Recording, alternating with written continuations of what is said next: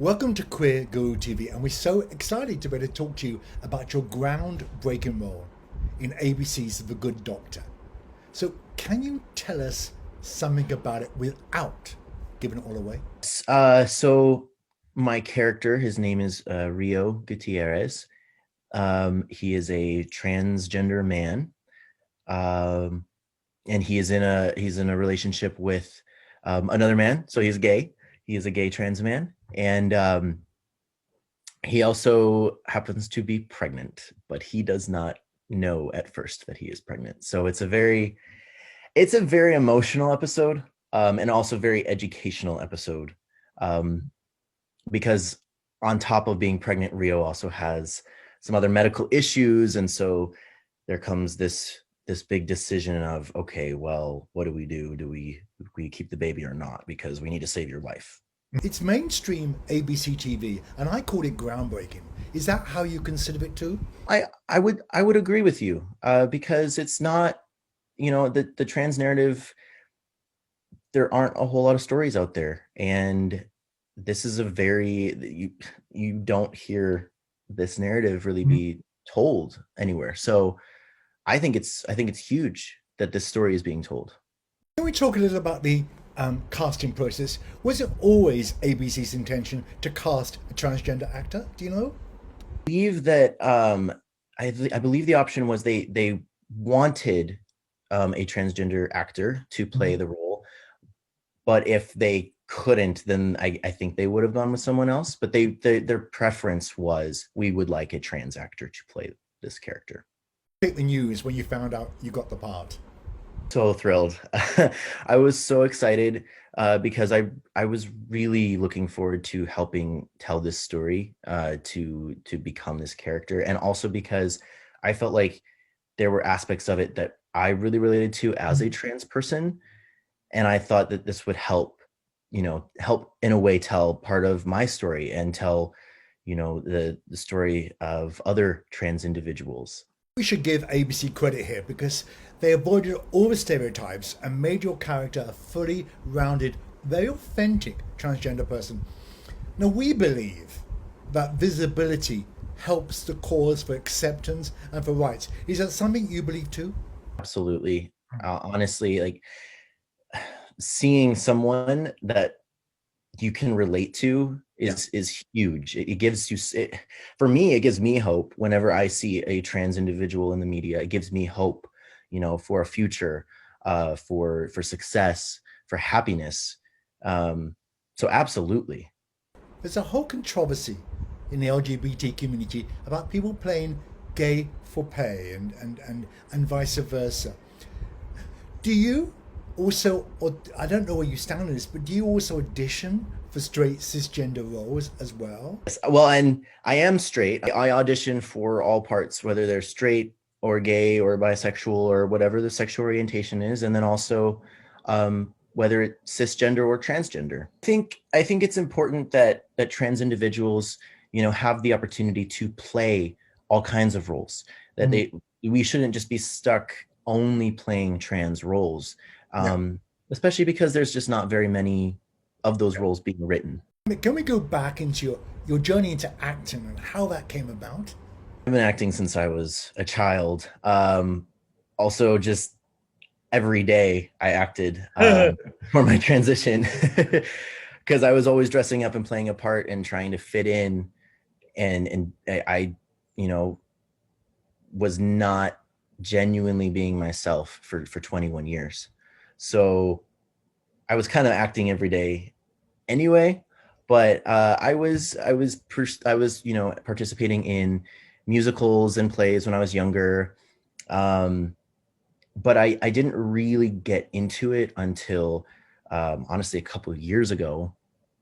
um, and I think it was because, I was taught to be realistic and to, pursue the medical field or something where Yeah. you'll really get a job. Mhm. And my parents wanted to protect me, so they told me to pursue that route. But I I loved acting because it was an escape from my physical body and my life. I could become another Yeah. character, but also I think it's a beautiful thing to be able to tell someone's story through art.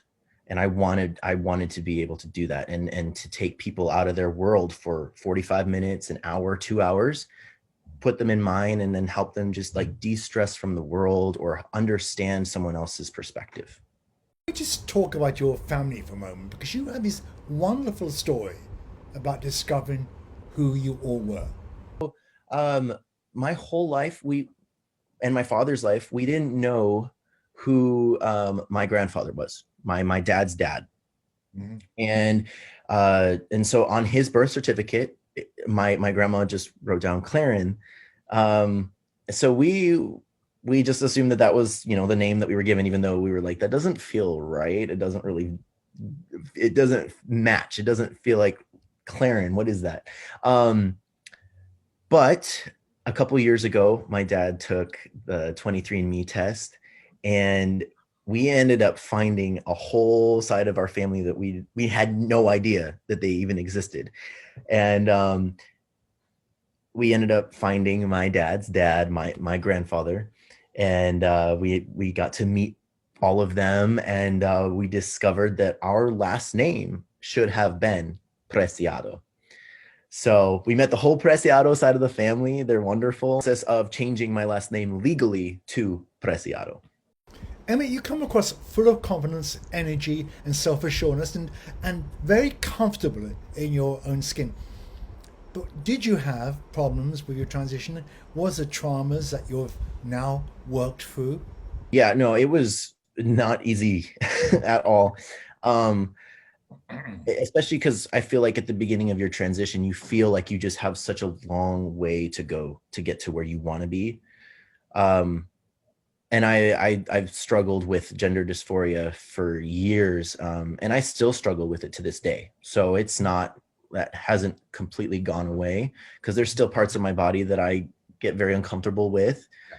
But I'm very grateful I was born in a time when I had the ability to transition.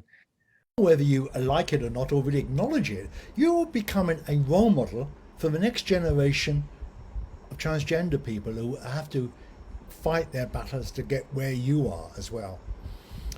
That's great. You should be proud of that. Anyway, what do you see next for your career? I would really love to just continue to help tell these stories. I want to make a difference. The more that things will change in this world, and it will become more matter of fact that trans people exist. It's not going to be, so taboo. I don't want it to be taboo anymore. I just want it to be like, oh, there's a trans person. Like, this is normal. Yeah. I would just love to be able to continue to tell stories and to help tell stories by becoming, these characters. I would love a chance to be able to work with Ryan Murphy at some aspect. And whatever, in whatever way, whether it's TV or film, I just want to help give some hope to young trans people, and show them that they can do anything that they put their mind to. A little bit, and we'll tag Ryan Murphy on this interview so he sees it. Oh, I'll die. Remind us all again, when does your episode of The Good Doctor actually go out? So this episode, this is season 4, episode 9, airs on Monday. So watch this then, and be sure to follow Emmett on social media. Facebook, I'm most active on my Instagram. Okay. And my YouTube. They're all Emmett Preciado. Follow him on Instagram, etc. But remember, you saw him here on Queerguru first. Emma, it was a pleasure talking to you. Good luck for the future. Thank you so much. Thank you so much.